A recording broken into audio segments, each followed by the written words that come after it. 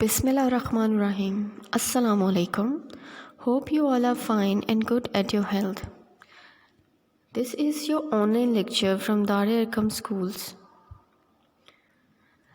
In the previous lecture, we have discussed about the heroes and their struggle for the freedom.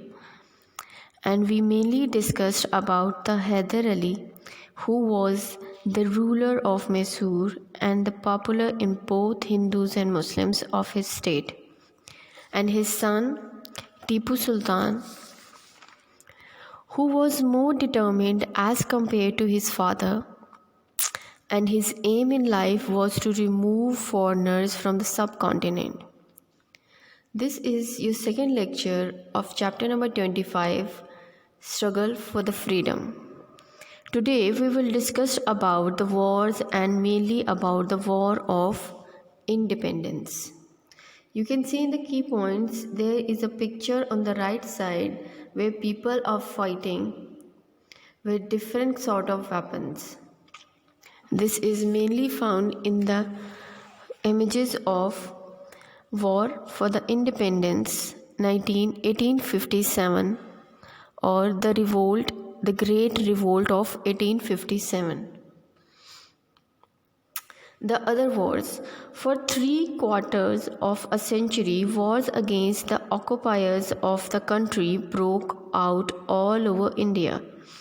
The British were forced to fight wars against the followings: the Rohillas 1773 to 74, the Marathas 1775, 1803, 1804, 1817 to 1818, the Mysore Wars 1769, 1780, 1790 to 92 and 1798 to 99, the Gurkhas 1814 to 16, the Sikhs 1845 to 46, 1848 to 49.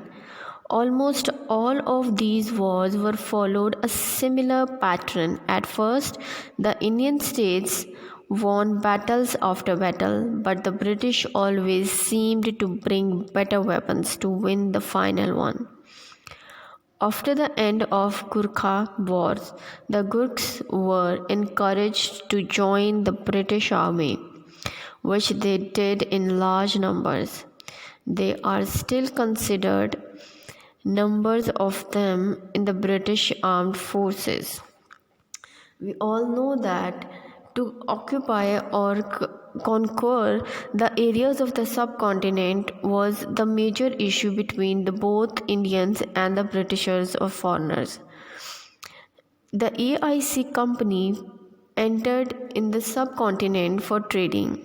Sooner and later, they start occupying the lands of the subcontinent for the cheaper raw material. These cheaper raw material was exported to their countries, and the finished product was sold again to the Indians and to the other countries as well. That make them richer and richer. To control this, Britishers start their rule in the subcontinent and start fighting or getting into the war with the Indian rulers or emperors. Almost all of these wars were done almost in the 3/4 of a century, and these wars were done due to the removal for the foreigners in the subcontinent. People in the subcontinent was very disappointed due to the behavior and dominance of the Britishers. They dominated the subcontinent due to their knowledge, information, and new techniques that always failed the Indians.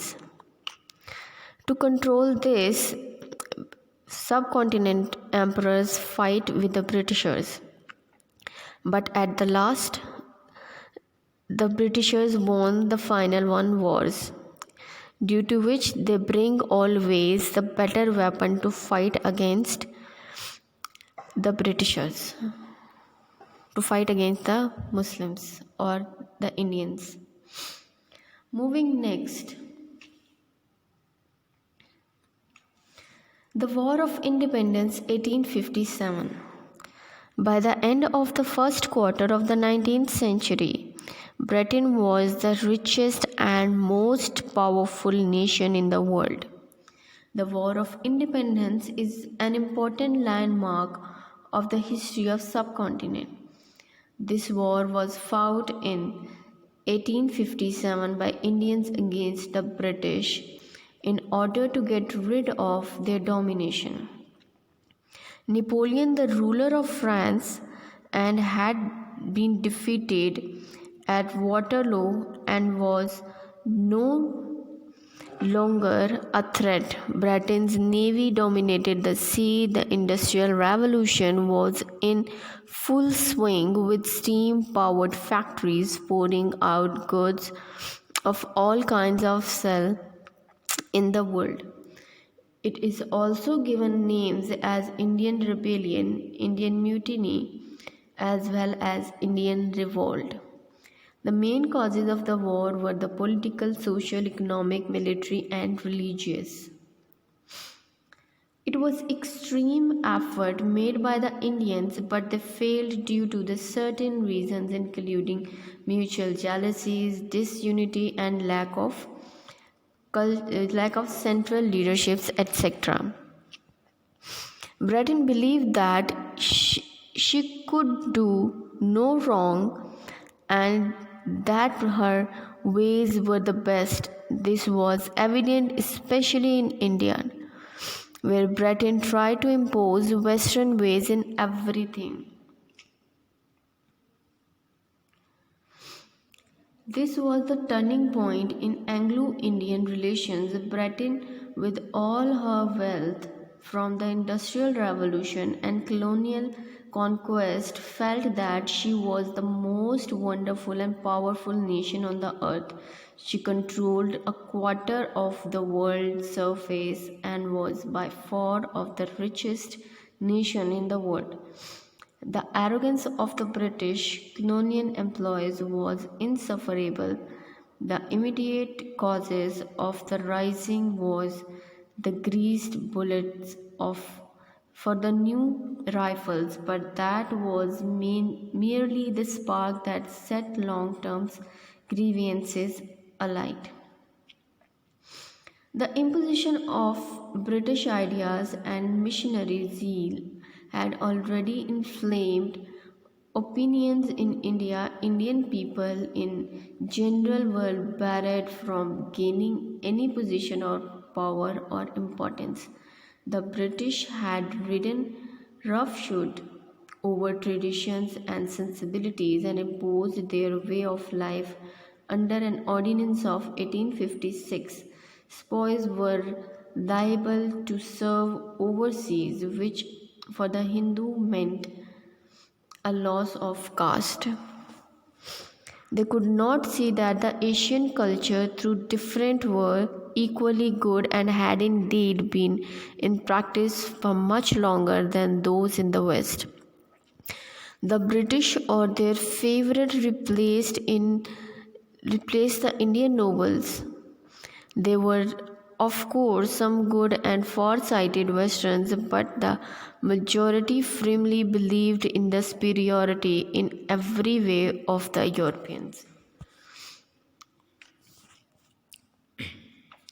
During this lecture, we have discussed the main points of the War of the Independence.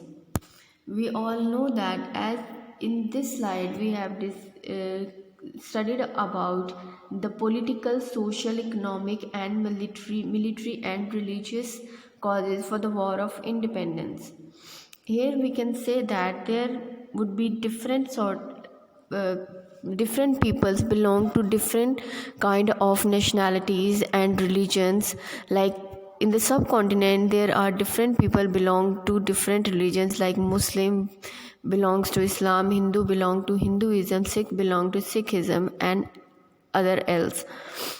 We know that in the subcontinent there are different or many sort of religions are found in it, and people belong to India of that time, that is the subcontinent we call now, is India, Pakistan, Bangladesh.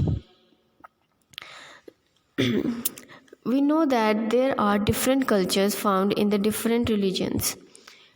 According to the political systems, there were language differences that Britishers removed the Hindi and Urdu as an official language instead of English. They impose English as the official language of the subcontinent or India, and that also caused the reason for the war, the social differences, as people in the subcontinent were living according to their cultures and their traditions, that is also according to their religion. And at that time, the Hindus were the Britishers used to impose the Christianity all over the subcontinent. They used to impose their culture, their lifestyle, their life patterns in the subcontinent. Military causes. Due to the military causes, as the people or the emperor of the subcontinent were busy in fighting and conquering their lands as compared to fighting with the Britishers, they were fighting in themselves. That also decreased the military expertise of the soldiers. And due to the different religion, belonging to the different religions, the people of the subcontinent feeling it very difficult to stay at the same territory and following their religious practices peacefully. As everyone knows that the Hindus and the Muslims belongs to the different cultures, belong to different religions, and their religious practices are almost opposite or totally opposite as compared to the other religions. So it was hard for the Muslims to stay or live with the Hindus at the same place as compared to the Hindus. Hindus don't want this war. Hindus don't want this war to be happen, as they really participated in this war, but the lack of unity in these all groups make the war failed, as the inner jealousies due to the religion and socials and religious barriers make this war failed. They have different aims, they have different motives for fighting this war, as the Muslims were fighting for the war for a separate homeland, as compared to the Hindus, they were fighting for the war to remove British from the subcontinent and occupy the whole subcontinent. This is all for today. You have to learn the page number 114 and 115 and create short question answers from these pages and learn them. Stay blessed, stay healthy. Fi Aman Allah.